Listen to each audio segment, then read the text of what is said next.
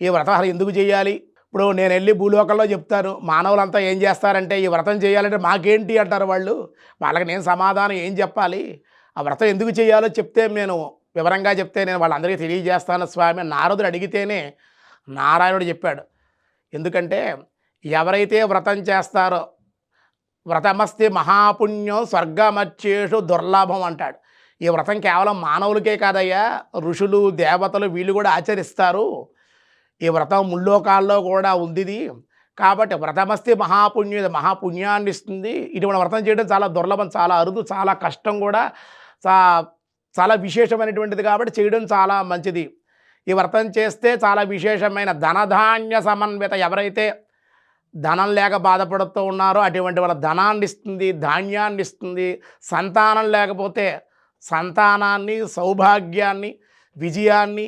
చాలామంది అనారోగ్యం కలిగితే డాక్టర్ల దగ్గరికి వెళ్ళి 10 లక్షలు 20 లక్షలు సమర్పించుకుంటూ ఉంటారు వీళ్ళు. అదే కనుక సత్యనారాయణ స్వామి వ్రతం క్రమబద్ధంగా శాస్త్ర ప్రకారంగా ఇంట్లో కానీ దేవాలయంలో కానీ ఇంట్లో చేసుకుంటే మంచిది వ్రతం.